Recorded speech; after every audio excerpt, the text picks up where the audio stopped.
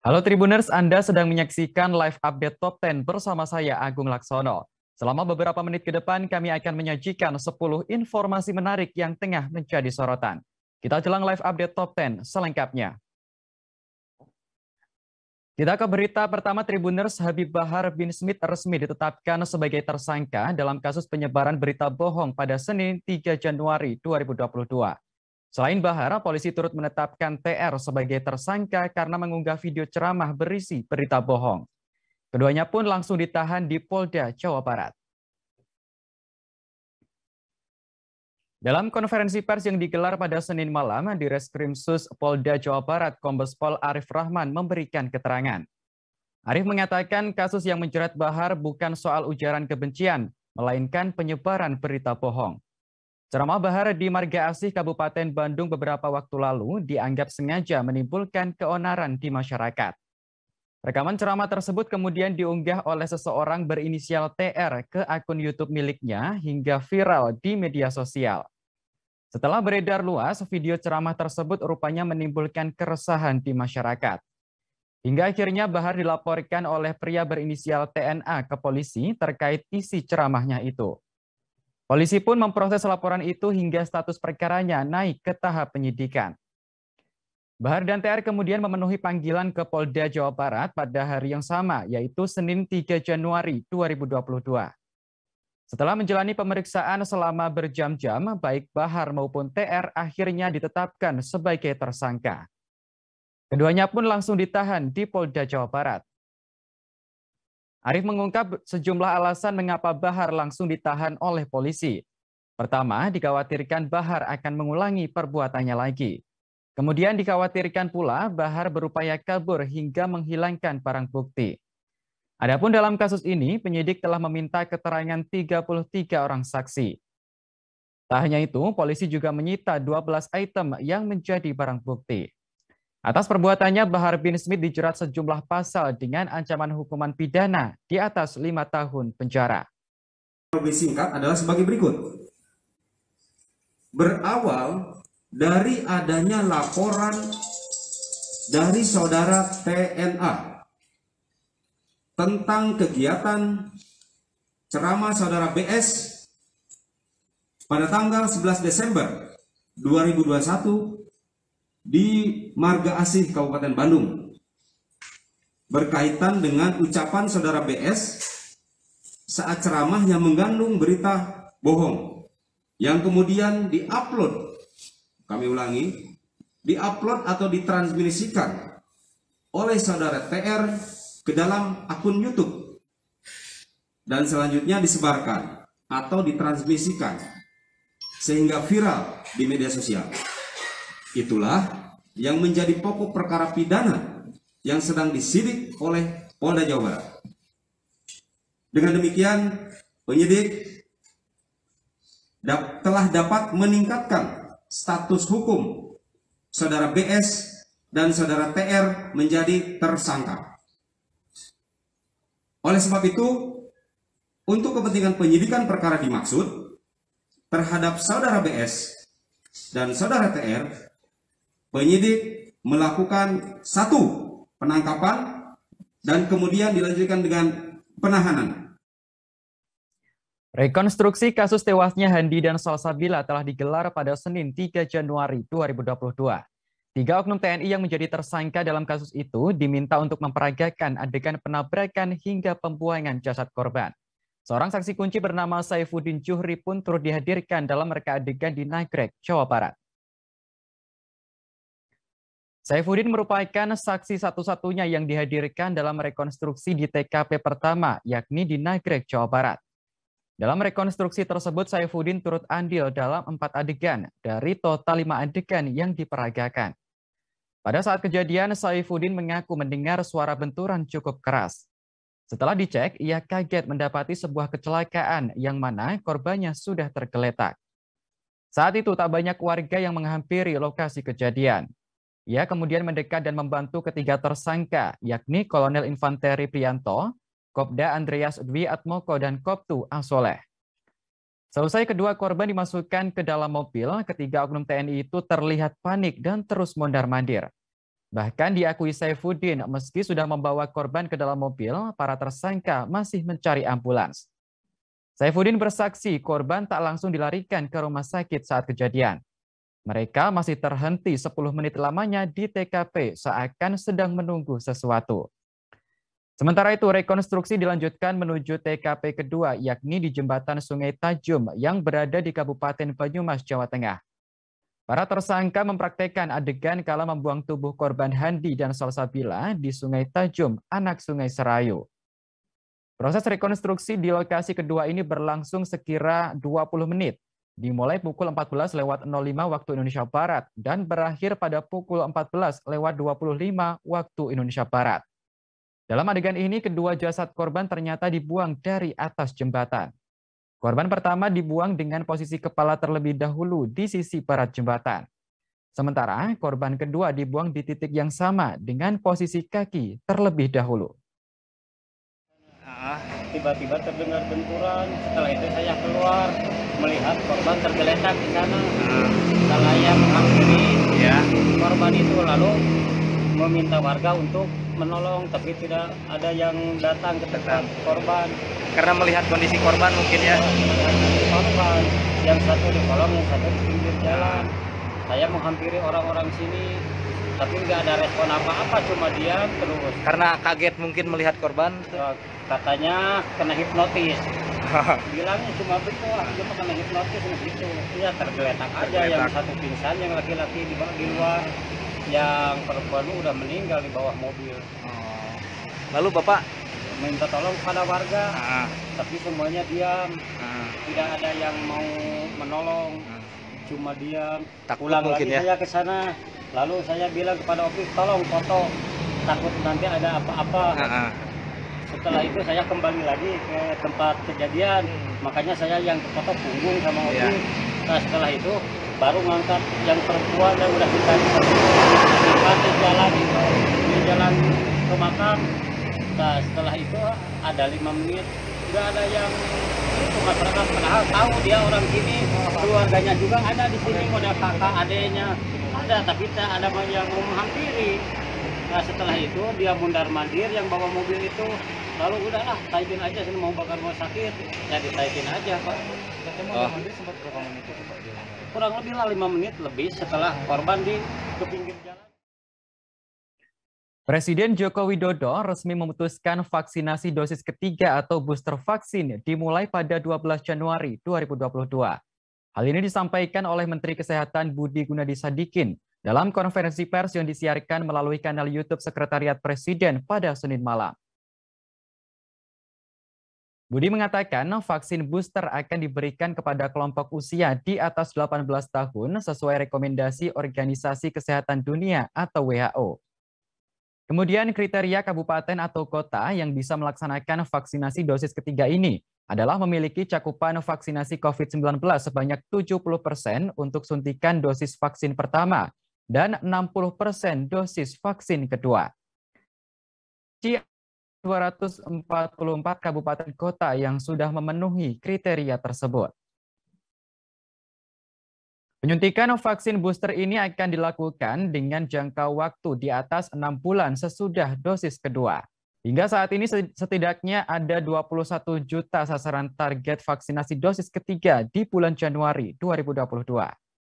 Terkait dengan jenis vaksin COVID-19 yang dijadikan sebagai vaksin booster, Budi mengatakan masih menunggu hingga tanggal 10 Januari.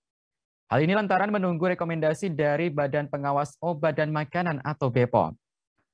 Sementara itu, pihak BPOM menyebut ada 5 kandidat jenis vaksin COVID-19 yang nantinya akan dijadikan sebagai vaksin booster.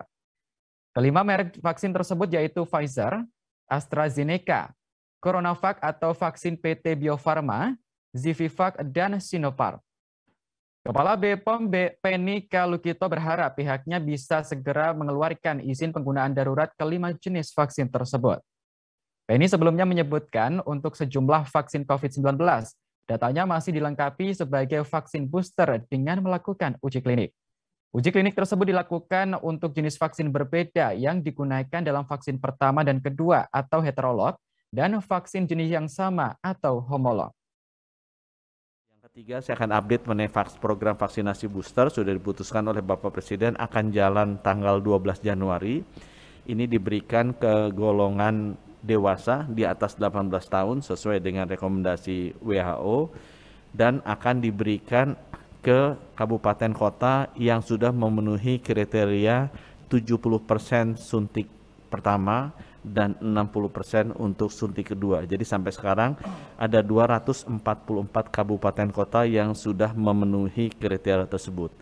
Vaksinasi booster ini juga akan diberikan dengan jangka waktu di atas 6 bulan sesudah dosis kedua. Kita identifikasi ada sekitar 21 juta sasaran di bulan Januari yang sudah masuk ke kategori ini. Dan jenis boosternya nanti akan kita tentukan, ada yang homolog atau jenisnya sama, ada yang heterolog atau jenis vaksinnya berbeda. Yang mudah-mudahan nanti akan bisa segera diputuskan tanggal 10 sesudah keluar rekomendasi dari ITAGI dan BPOM. Gubernur Edi Rahmayadi resmi dilaporkan oleh Coki Aritonang ke Polda Sumatera Utara. Laporan ini merupakan buntut dari aksi jewer telinga yang dilakukan oleh Edi kepada Coki beberapa waktu lalu. Laporan tersebut dilayangkan oleh Coki Aritonang, pelatih biliar yang merasa dipermalukan dengan aksi jewer sang gubernur. Dengan didampingi tim kuasa hukumnya, Coki mendatangi Polda Sumatera Utara pada Senin 3 Januari 2022. Terkait laporan tersebut, di Reskrimum Polda Sumatera Utara, Kombes Tatan Dirsan Atmaja memberikan keterangan. Pihaknya telah menerima laporan pengaduan dari Coki pada Senin 3 Januari 2022. Tatan menjelaskan pihak kepolisian akan menindaklanjuti laporan dari Coki. Hal ini lantaran menurutnya siapapun berhak untuk membuat laporan pengaduan. Meski begitu, pihaknya akan mengkaji kembali terhadap laporan tersebut. Ia juga mengaku hingga kini laporan tersebut belum sampai ke mejanya. Namun pihaknya akan berkoordinasi dengan pihak Sentra Pelayanan Kepolisian Terpadu atau SPKT. Tatan mengatakan setelah menerima laporan itu pihaknya bakal memeriksa para saksi. Dirinya juga membeberkan apabila Edi terbukti bersalah, maka yang bersangkutan terancam hukuman di bawah 1 tahun penjara. Namun terkait ancaman hukuman tersebut, dirinya perlu berkoordinasi dengan penyidik dan Kapolda. Sementara laporan pengaduan ini diproses, Coki mengaku akan tetap membuka pintu maaf jika Edi Rahmayadi memiliki itikat baik. Artinya yang bersangkutan mengakui kesalahannya dan menyelesaikan permasalahan ini secara baik-baik. Ia pun meminta permaafan maaf Edi dilakukan secara terbuka. Coki tak mau ada pandangan miring dari masyarakat, apalagi banyak yang ragu soal keberaniannya melaporkan Edi Rahmayadi ke polisi. Insya Allah sampai sekarang, Bang, masih membuka itu. Kalau beliau juga hadir, saya pastikan terjadi minta maaf. Bang, sempat diajak berdamai, Bang? Ya, Bang. Udah ada yang datang ke Abang untuk damai?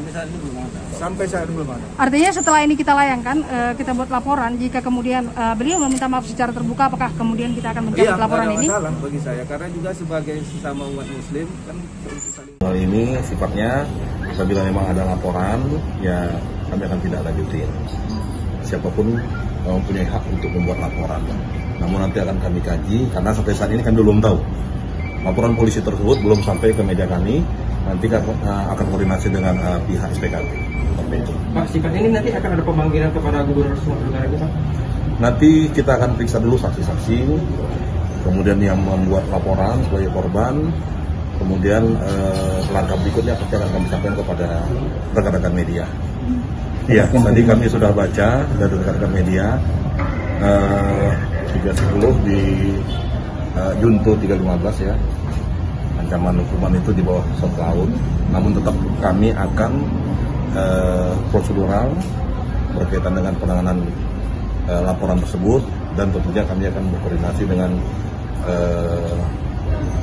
pihak pelapor, kemudian melibatkan wasidik dalam hal ini dan lapor kepada Presiden Joko Widodo menyoroti tingginya harga komoditas minyak goreng di pasaran saat ini. Ia pun memerintahkan Menteri Perdagangan M. Lutfi untuk segera menggelar operasi pasar. Perintah Presiden itu disampaikan melalui keterangan resminya di kanal YouTube Sekretariatan Presiden pada Senin 3 Januari 2022. Menurut Jokowi, tingginya harga minyak goreng juga dipengaruhi tren harga minyak sawit mentah atau CPO dunia yang tinggi. Orang nomor satu di Indonesia itu mengingatkan kepada Kementerian Perdagangan, prioritas pemerintah saat ini ialah menciptakan harga komoditas yang terjangkau di kalangan masyarakat. Sehingga harga komoditas pokok seperti minyak goreng harus tetap terjangkau. Presiden pun meminta Menteri Perdagangan M. Lutfi untuk segera menggelar operasi pasar. Hal ini bertujuan agar harga minyak goreng tetap terkendali. Pada kesempatan itu, Jokowi juga menekankan BUMN ataupun pihak swasta harus memprioritaskan kebutuhan dalam negeri terlebih dahulu, sesuai dengan amanat Undang-Undang Dasar 1945. Sebagai informasi, berdasarkan data Info Pangan Jakarta, rata-rata harga minyak goreng di wilayah ibu kota sebesar 19.715 per kilogramnya. Padahal biasanya minyak goreng dibanderol dengan harga 11.000 hingga 12.000 per kilogram. Minyak goreng juga menjadi salah satu komoditas utama yang mendongkrak indeks harga konsumen atau IHK pada Desember 2021, yakni sebesar 0,57%. Secara bulanan, inflasi Desember 2021 menjadi yang tertinggi sejak 2 tahun terakhir. Yang ketiga, soal minyak goreng.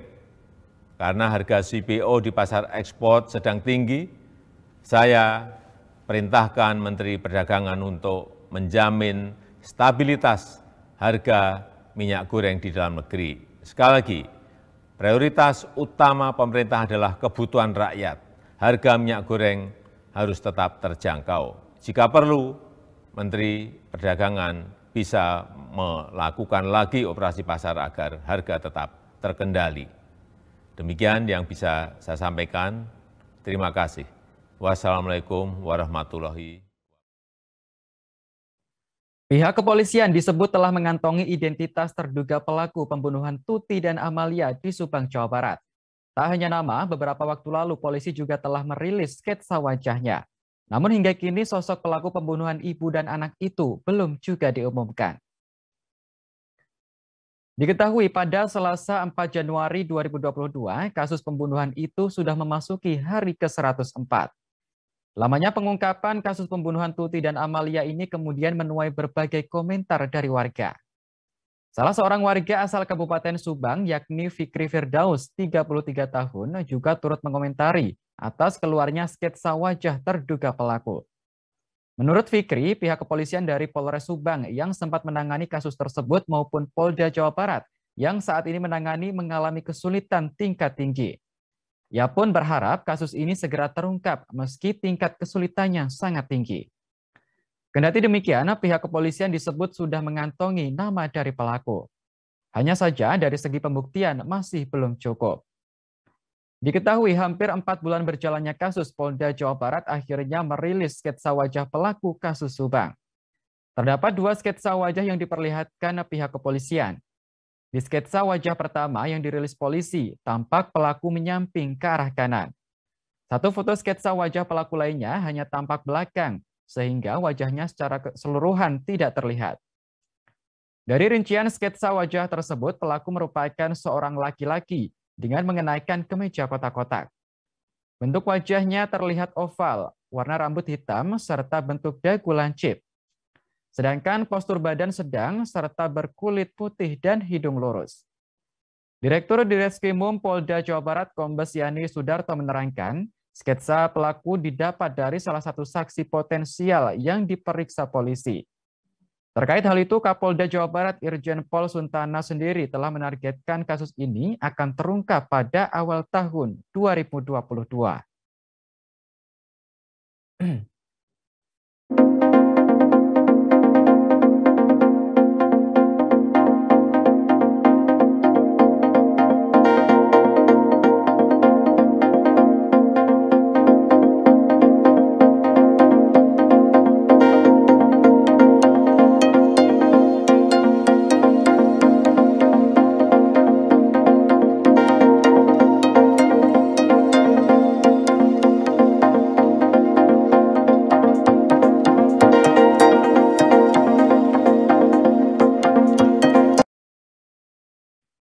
Nasib malang dialami oleh seorang petugas kebersihan di Medan, Sumatera Utara bernama Ibu Romadoni Hasibuan. Pasalnya Romadoni menjadi korban penyerangan oleh begal dan sepeda motornya juga dibawa kabur. Tak hanya itu, dirinya juga sempat ditolak rumah sakit saat membutuhkan pertolongan medis.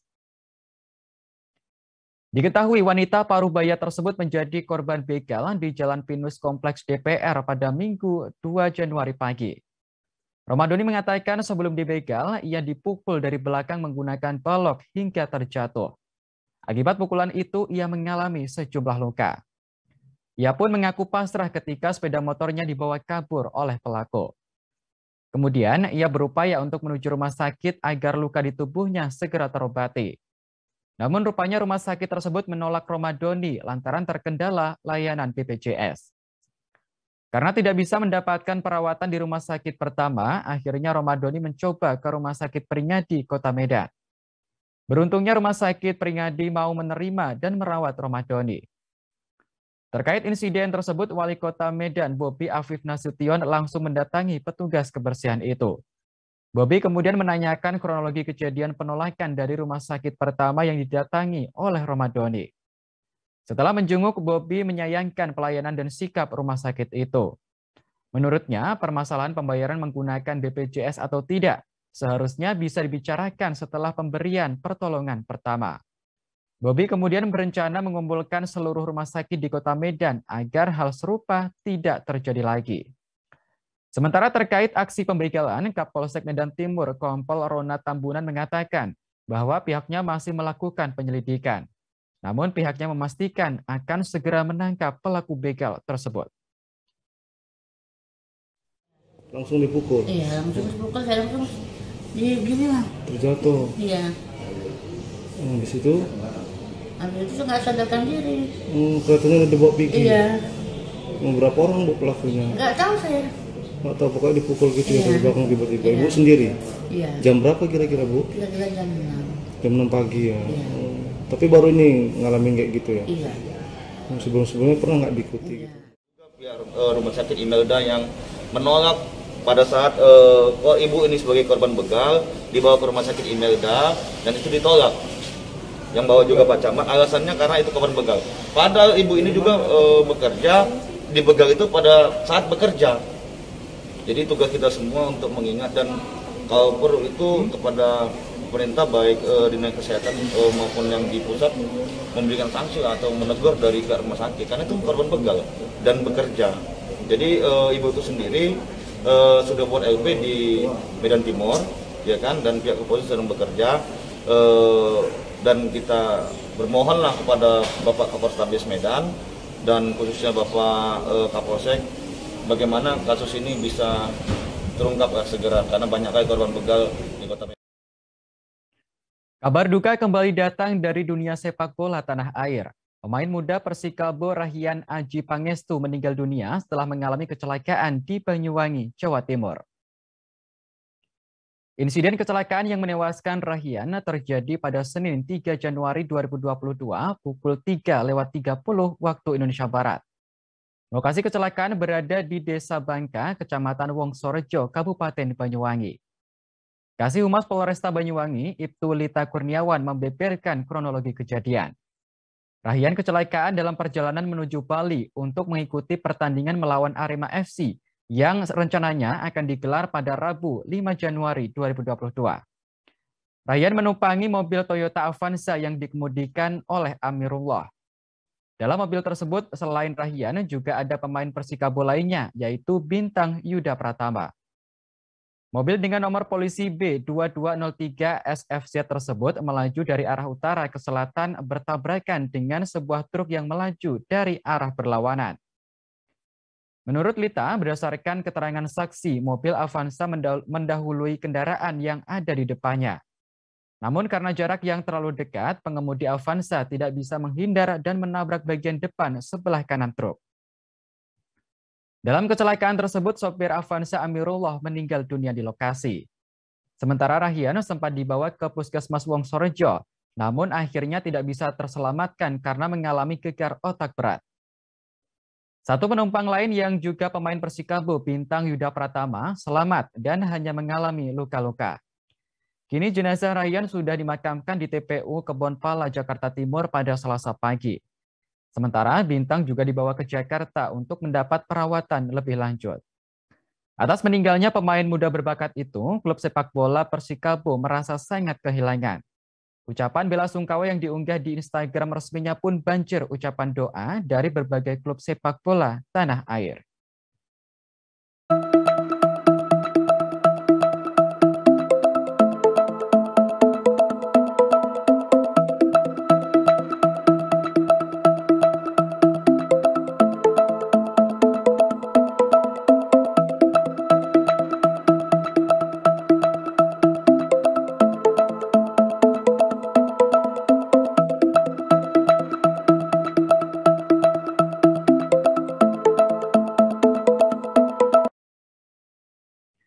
Belakangan ini, sejumlah selebriti tanah air sedang dihebohkan dengan tren mengadopsi boneka arwah. Banyak yang menganggap jika boneka tersebut telah dimasuki arwah bayi yang sudah meninggal dunia. Terkait kabar yang beredar, pihak Majelis Ulama Indonesia atau MUI turut memberikan komentar. Sejumlah artis tanah air yang mengadopsi boneka arwah tersebut memperlakukan layaknya bayi sungguhan. Mereka menganggap boneka bayi itu begitu spesial. Tak hanya dirawat, boneka bayi itu juga diberikan nama. Perlakuan istimewa kepada boneka tersebut antara lain diberi baju seperti anak kecil pada umumnya. Tentu saja fenomena ini menuai pro dan kontra dari masyarakat. Ketua Majelis Ulama Indonesia atau MUI bidang dakwah Khalil Nafis turut memberikan tanggapannya. Menurut Khalil, mempunyai boneka bukanlah suatu masalah. Hanya saja boneka tersebut tidak boleh dipersepsikan sebagai tempat arwah. Selain itu, Khalil menuturkan boneka juga tidak boleh disembah karena dalam Islam hal ini termasuk perilaku syirik. Tapi jika bermaksud berteman, artinya sang pengadopsi berteman dengan golongan jin. Di sisi lain, Khalil pun mengimbau kepada masyarakat agar tidak terjebak dalam hal mistis. Khalil menyebutkan sebaiknya uang yang dimiliki disumbangkan kepada pihak yang membutuhkan.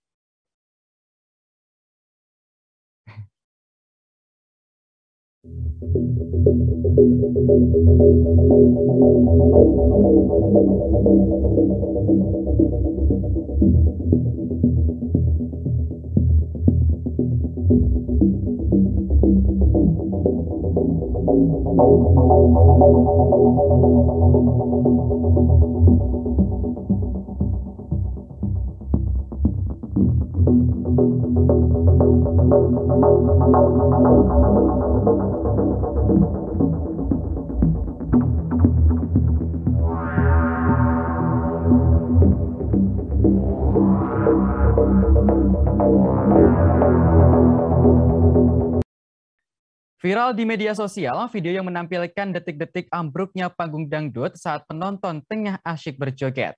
Akibatnya, puluhan penonton itu terjatuh ke dalam kolam yang berada di bawah panggung. Dalam video yang beredar, terdengar alunan musik dan tampak pula penyanyi dangdut berjoget bersama penonton. Tak berapa lama, panggung depan yang berisi puluhan penonton ambruk. Hal ini pun membuat para penonton terjatuh ke dalam kolam di bawahnya. Diduga ambruknya panggung tersebut karena kelebihan muatan. Para penonton yang awalnya asyik berjoget langsung berlarian menyelamatkan diri. Tak hanya itu, sejumlah penonton terlihat basah kuyup karena jatuh di kolam yang ada di bawah panggung. Diketahui peristiwa ini terjadi di Sumbertowo, Desa Menang, Kecamatan Pagu, Kabupaten Kediri, Jawa Timur. Acara konser dangdut digelar pada Minggu 2 Januari 2021 malam. Panggung dangdut disebut memang sengaja dibangun di atas kolam sumber mata air oleh panitia. Kapolres Kediri AKBP Agung Setionugroho mengatakan pihaknya sudah mendapat laporan terkait peristiwa ini. Menurut Agung, acara tersebut ternyata tidak berizin. Terlebih dalam video yang beredar, ratusan penonton tampak berdesakan dan tidak menggunakan masker. Padahal saat ini masih dalam masa pandemi COVID-19. Terkait hal ini, kepolisian pun akan melakukan pemeriksaan mendalam guna mencari tahu pihak yang bertanggung jawab. Tak hanya itu, Polres Kediri juga akan melakukan pemeriksaan kepada pihak yang dinilai bertanggung jawab atas peristiwa ini, termasuk Polsek setempat dan jajaran internal.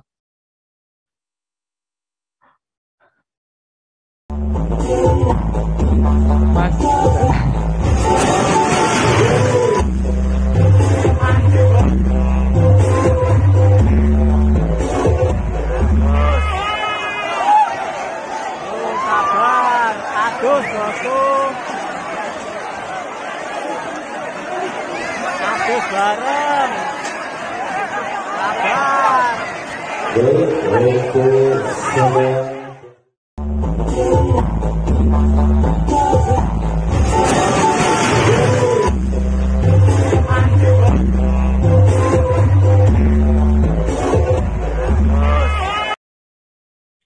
Baik Tribuners, informasi tadi sekaligus menutup jumpa kita dalam live update Top 10 kali ini.